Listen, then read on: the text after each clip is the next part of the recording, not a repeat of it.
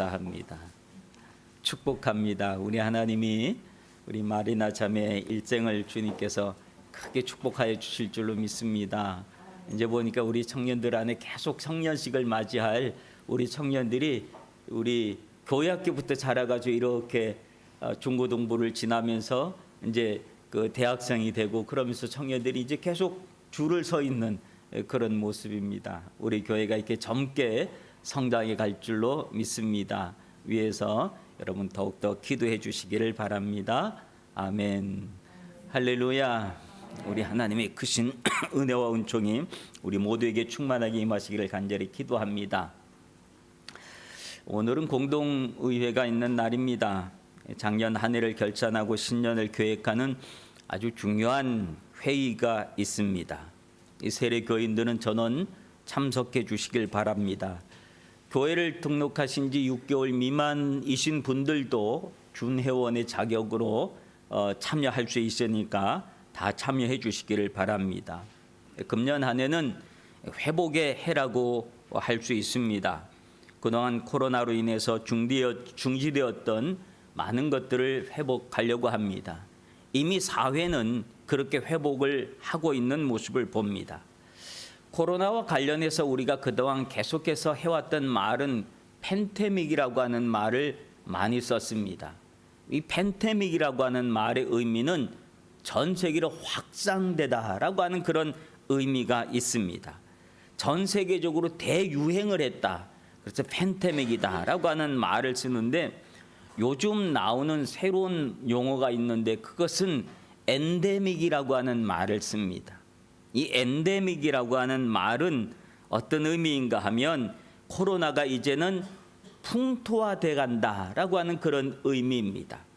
이 말은 무슨 말이냐 하면 일반 감기나 계절성 독감과 같이 주기적으로 나타나고 수많은 사람들이 감염이 되더라도 치명률이 낮다라고 하는 그런 의미로 이런 엔데믹이라고 하는 그런 용어를 이제 사용하기 시작하는 것을 봅니다.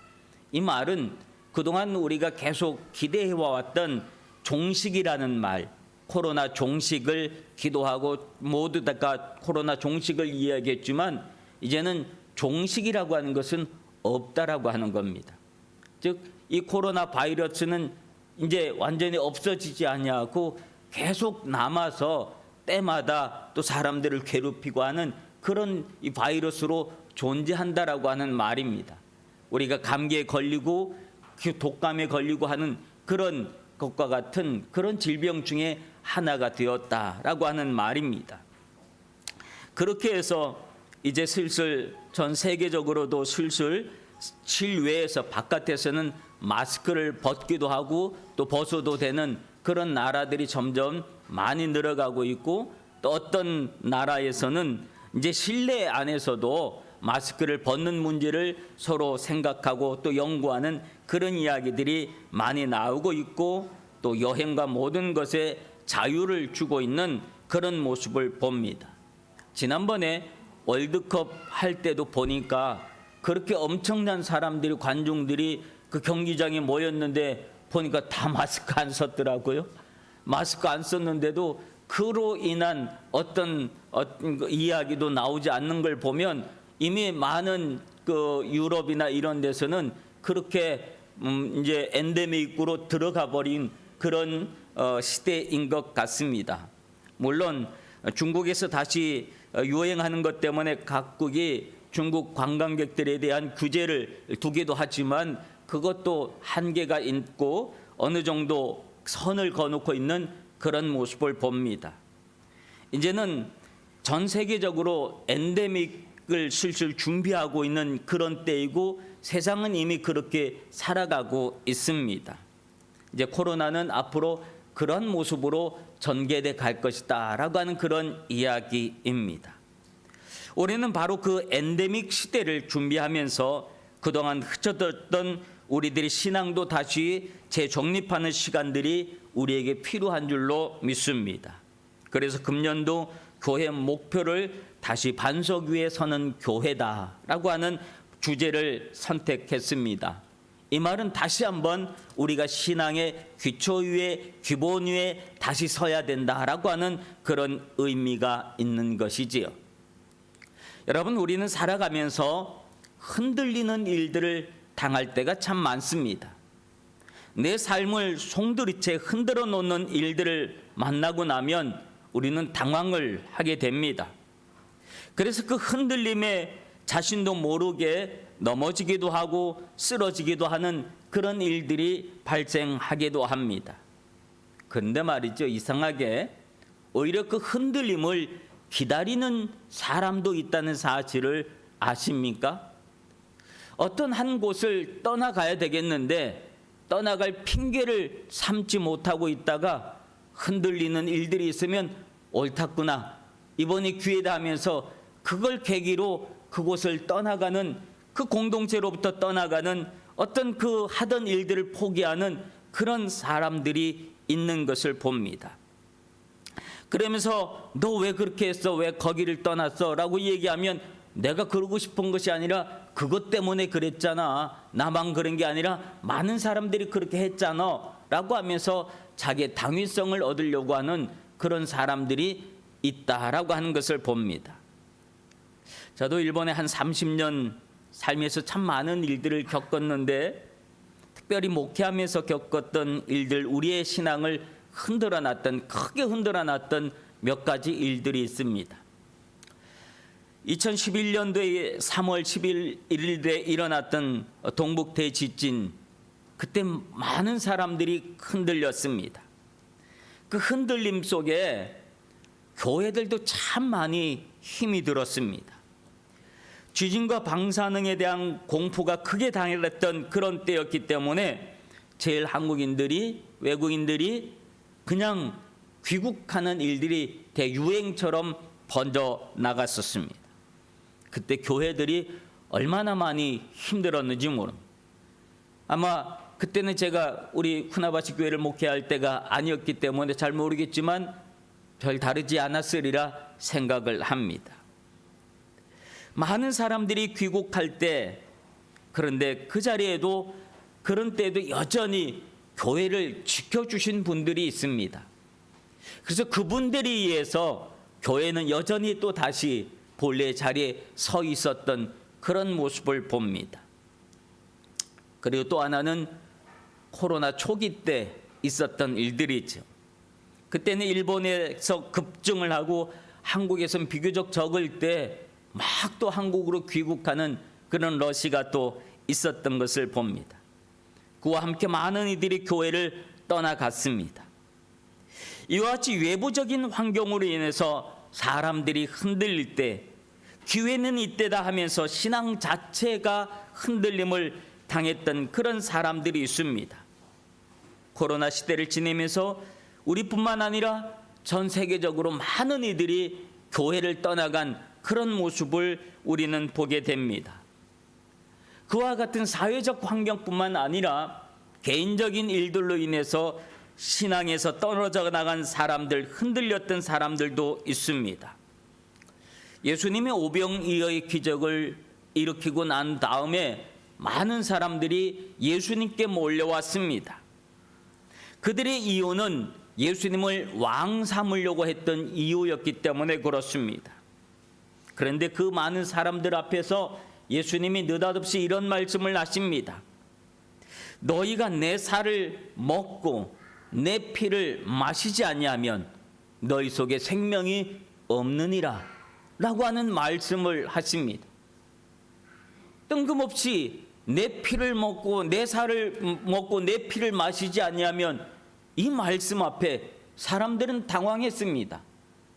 그래서 이건 아니지, 어떻게 내가 사람을 먹고 사람의 피를 마시라는 말이냐, 그러면서 많은 사람들이 의미를 모르는 채 떠나갔습니다.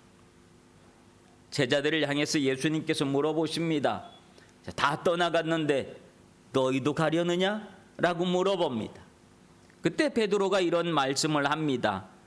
영생의 말씀이 주께 있사오니 우리가 누구에게 가오리까? 라고 말을 했습니다. 그런데 이렇게 말을 했던 베드로, 제자들도 예수님이 로마 병정들에게 붙잡히고 십자가를 지시고 못 박히실 때에 결국은 제자들도 다 주님을 떠나버리고 말았던 그런 일들을 봅니다.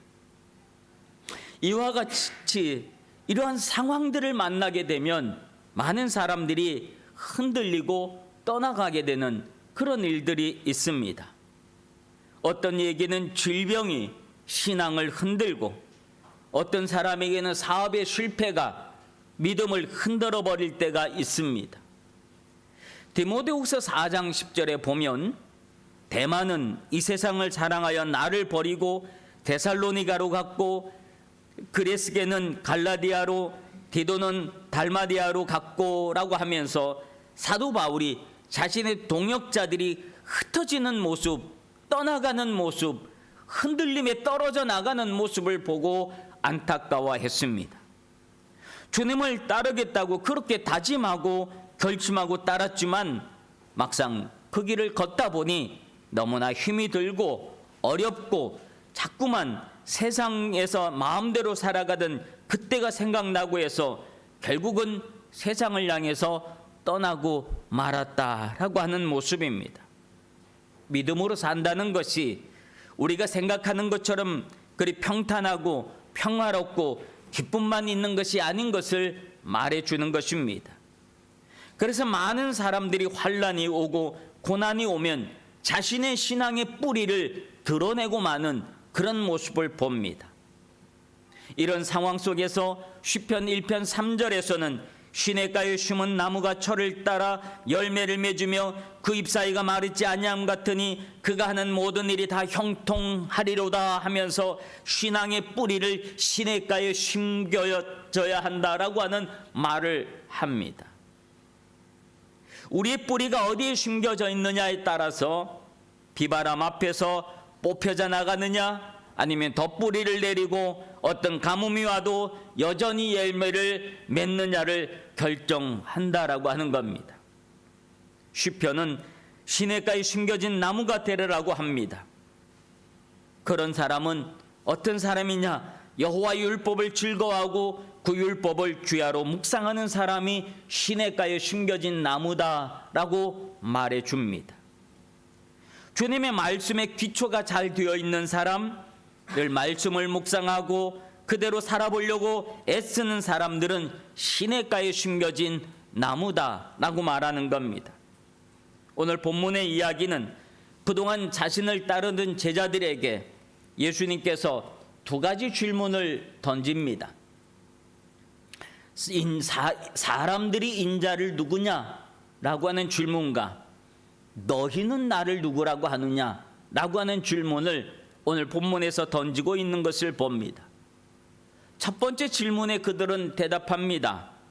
사람들은 예수님을 세례 요한, 더러는 엘리야, 어때는 예레미야나 선지자 중에 한 사람이라고 말하고 있다라고 대답을 합니다. 즉 예수님을 위대한 인물 중에 한 사람으로 보고 있다라고 하는 그런 이야기를 해줍니다.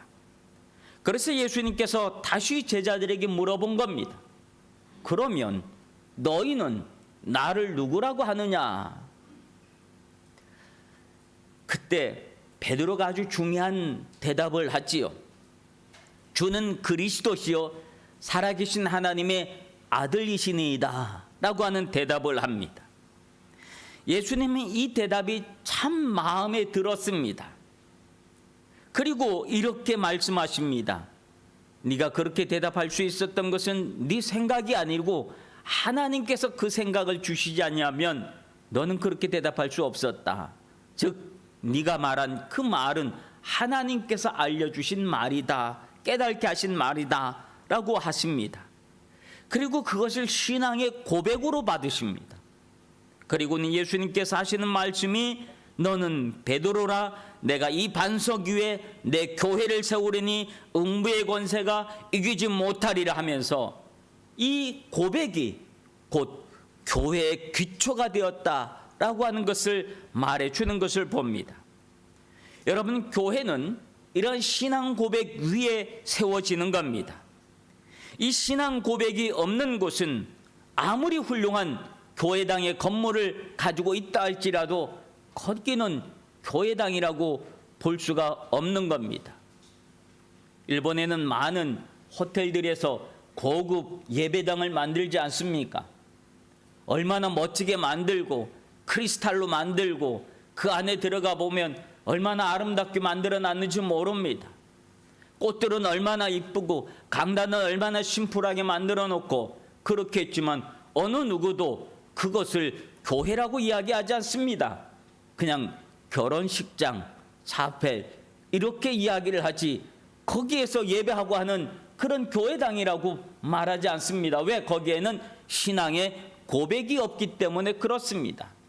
그러나 아무리 작은 곳이라 할지라도 조그만 초라한 곳이라 할지라도 강대상도 제대로 없는 그런 곳이라 할지라도 주는 그리스도시요 살아계신 하나님의 아들이십니다라고 하는 고백이 있는 곳은 그곳은 거룩한 하나님의 예배당, 교회당이 되어지는 줄로 믿습니다. 우리 신앙이 흔들릴 때 다시 한번 이 신앙의 고백 위에 서야 합니다.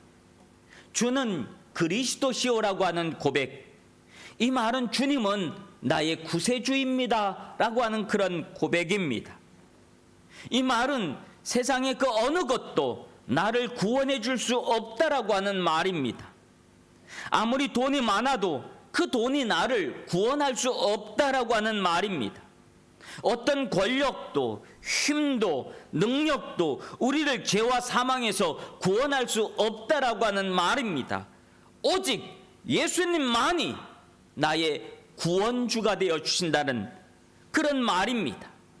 그래서 주는 그리스도시오라고 하는 고백이 얼마나 중요한 고백인지 모릅니다. 그리고 살아계신 하나님의 아들이십니다라고 하는 고백입니다. 살아계신 하나님, 세상을 천지를 말씀으로 창조하시는 분, 역사를 주관하시는 분, 홍수로 모든 죄악을 한꺼번에 다스리시는 분, 그리고 우리를 구원하시기 위해서 당신의 아들을 세상에 보내신 분, 그분의 아들 예수님은 이 땅에 오셔서 수많은 기적을 행하시고 수많은 이적을 행하시고 수많은 병자들을 고치시고 심지어 죽음에서도 다시 살아나시는 그분, 하나님의 아들, 그분을 나의 구주로 믿고 있다라고 하는 것은 우리에게 어떤 불가능도 가능케 하는 능력을 소유하게 하는 줄로 믿습니다. 살아계신 하나님의 아들이라는 고백이 우리의 삶에 얼마나 엄청난 영향을 가져다 줄까요? 우리는 이 고백이 있기 때문에 어떤 절망 속에서도 다시 일어나고 또 일어설 수 있는 희망을 가지고 여전히 오늘 우리에게 주어진 믿음의 삶을 살아갈 수 있게 되어지는 줄로 믿습니다. 예수님은 그 고백 위에 하나님의 교회를 세우셨습니다. 교회는 그런 능력이 있는 것입니다. 그런데 교회가 시대에 따라서 환경에 따라서 그 본질을 잊어버리는 그런 때들이 있습니다. 이런 이야기가 있습니다. 호주의 높은 파도 덕분에 젊은이들이 이 파도 타기에 좋은 해변으로 알려진 곳이 있습니다. 근데 거기는 파도가 너무 거세고 힘이 있어서 종종 사고가 일어납니다. 그 사고를 보다 못한 어떤 한 사람이 낡은 보트를 수리해서 해변을 짓기 시작합니다. 그래서 파도 타기를 하다가 위험을 당한 많은 젊은이들을 그가 구조해냅니다. 그리고 그 사람은 해변가에 작은 움막을 짓고 항상 그 바다를 응시하면서 거기서 파도 타기를 하는 젊은이들을 안전을 지켜보고 있었습니다. 어느 날부터인가 이 사람의 선행이 알려지기 시작했습니다. 이 사람을 돕겠다고 많은 사람들이 왔고 많은 돈들이 몰려오기 시작했습니다. 그래서 초라한 움막은 현대식 건물이 되었고 구조 장비는 최신식으로 교체되었습니다. 정치인들이, 관광객들이 몰려오기 시작했습니다. 그 사람이 구조한 젊은이들의 부모와 형제들, 친구들이 감사 인사차 한 사람 두 사람 오기 시작합니다. 많은 사람들이 오니까 늘 수영복만 입고, 그리고 구조 활동을 했던 그 사람은 수영복을 입고 그 사람들을 맞이할 수가 없었습니다. 그래서 복장을 갖추어야 했고, 오는 사람들의 식사를 대접하기 위해서 식당을 만들었고, 먼 곳에서 오는 사람들을 위해서는 숙소를 만들었습니다.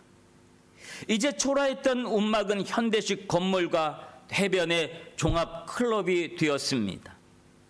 찾아오는 방문객들에게 자신이 왜 일을 시작했으며 자신이 죽어가는 생명을 어떻게 구조했는가를 설명하기에 바빴습니다.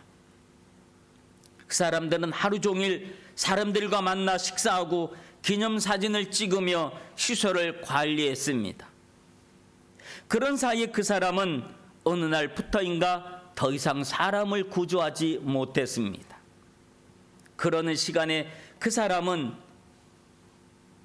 많은 사람들하고 만나야 됐고, 사진을 찍어야 됐고, 그리고 접대를 해야 됐기 때문에 그렇습니다.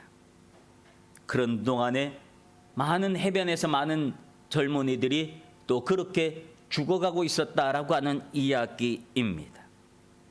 이 이야기는 본질을 잃어버린 슬픈 현실을 말해주는 그런 모습입니다. 우리 신앙의 본질, 교회의 본질을 잊어버리고 말면 그렇게 되는 겁니다.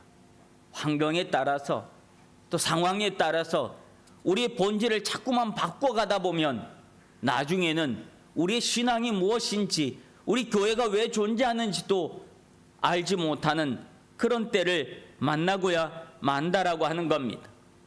그러므로 오늘 우리는 신앙의 본질을 다시 한번 회복해야 할 줄로 믿습니다.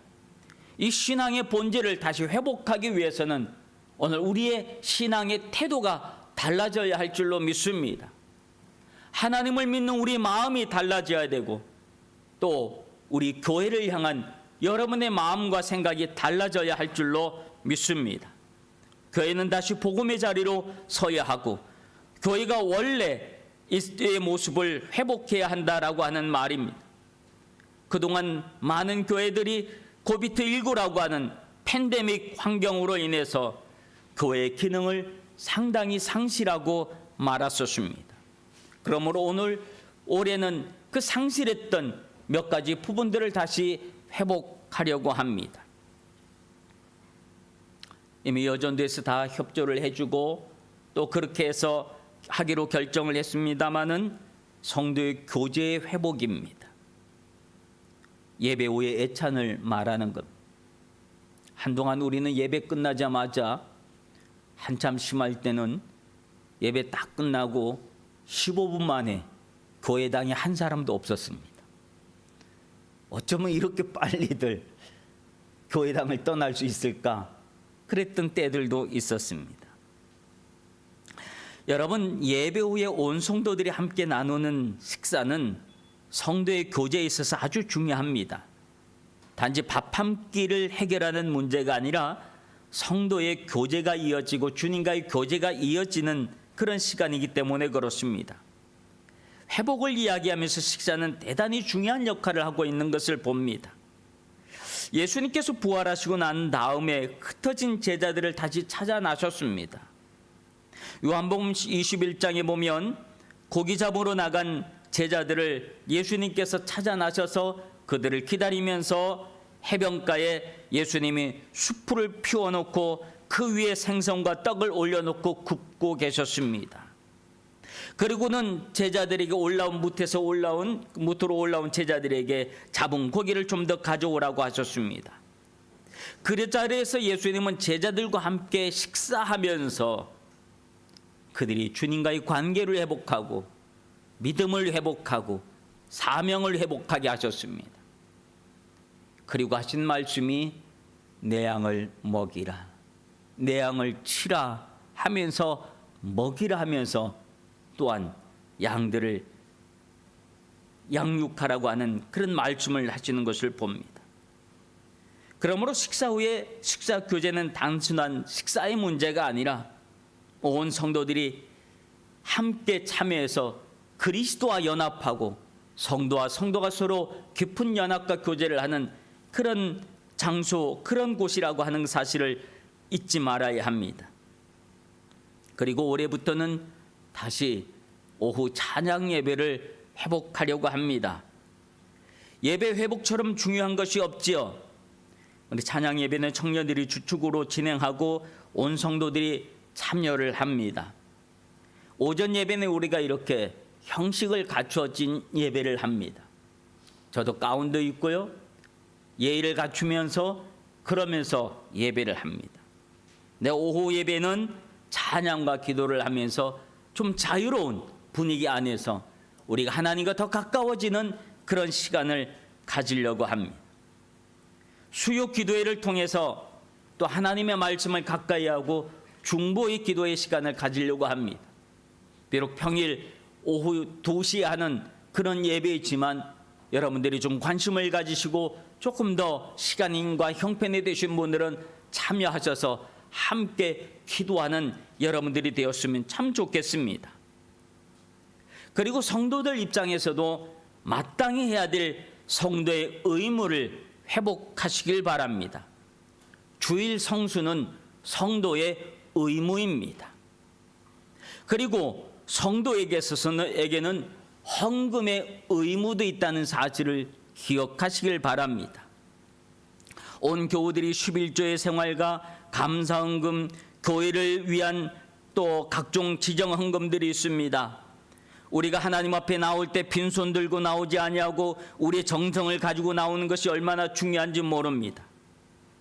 여러분들이 주님 앞에 드리는 그 헌금을 통해서 교회가 운영이 되어지는 겁니다. 그리고 교회가 해야 될 많은 사업 일들을 할 수가 있는 겁니다. 물론 강제하지 않습니다. 형편이 어려우신 분들한테 강제로 하라고 말하지 않습니다. 그저 우리가 주님 앞에 주님을 사랑하는 마음과 정성으로 주 앞에 드리는 것입니다. 주님은 그 마음과 정성을 보시고 주님은 여러분의 삶에 배로 갚아주시는 은혜가 임할 줄로 믿습니다. 성경에서 주님이 갚아주실다고 말할 때는 30배로 60배로 100배로 갚아주신다고 하는 말씀을 기억하시길 바랍니다. 기도의 생활을 회복하시길 바랍니다. 어떤 상황 속에서도 주님은 우리의 기도를 듣고 싶어 하십니다. 하나님이 우리의 기도 제목을 몰라서 우리에게 기도를 요구하는 것이 아닙니다. 잘 알고 계시지만 우리 입으로 하나님 나 이거 필요해요, 하나님 나 이거 주세요, 하나님이 이렇게 되었으면 좋겠습니다라고 말하기를 기다리는 겁니다. 하나님은 여러분과 대화를 나누고 싶어 하신다는 사실을 기억하시기를 바랍니다. 사랑하는 성도 여러분, 다시 반석 위에 서는 교회, 다시 반석 위에 서는 성도로서의 삶을 살아가십시다. 주님은 처음 마음으로 다시 서는 여러분들을 축복하실 겁니다. 흔들리는 세상 속에서 떨어져 나가고 싶은 핑계거리를 찾는 사람들 속에서도 어떤 상황 속에서도 굴하지 아니하고 여전히 주님 앞에 다시 새로운 마음으로 설 수 있는 여러분들 되시기를 바랍니다. 그래도 우리 교회는 지난 수년간 참 많은 어려움의 시간들이 있었지만 여러분들이 믿음의 자리를 굳게 지켜주셔서 70주년을 무사하고 또 은혜롭게 맞이할 수 있었고, 그 와중에 교회당을 새롭게 리폼할 수 있었고, 그 와중에 우리 청년들이 얼마나 활발하게 움직이고 있었는지 모릅니다. 성가대의 찬양은 여전히 은혜로운 교회가 되었고, 성도들은 여전히 모여서 하나님 앞에 예배하는 교회로서의 모습을 한 번도 우리가 놓지 않았던 모습을 기억하면서 그렇게 은혜 주신 주님께 감사하고 그런 믿음을 주신 여러분께 다시 한번 고맙다는 말씀을 전해드립니다. 그럼에도 불구하고 이제 다시 흩어진 우리의 믿음을 다시 반석 위로 올려놓읍시다.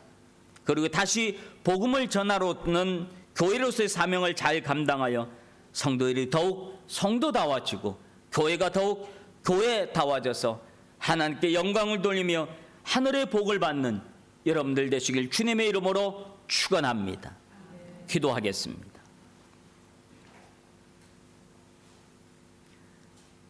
삶에 있어서 흔들리는 시간들을 당할 때마다 방향감을 잊어버리고 좌절하는 이들이 많은 이때 사랑하는 후나바시 성도들은 주님의 말씀으로 중심을 잡게 하시고 다시 한번 복음의 원점으로 돌아올 수 있도록 도와주시옵소서. 주님 말씀 앞에 다시 서게 하시며 우리가 섬기는 교회가 단지 사람들만의 모임이 아닌 하나님을 섬기는 거룩한 공동체라는 사실을 기억하게 하여 주시옵소서. 그래서 하나님의 교회를 다시 첫사랑으로 섬기며 세워나갈 수 있도록 도와주시옵소서. 교회가 믿음의 반석 위에 다시 한번 굳게 서게 하여 주시옵소서. 예수님 이름으로 기도하옵나이다. 아멘.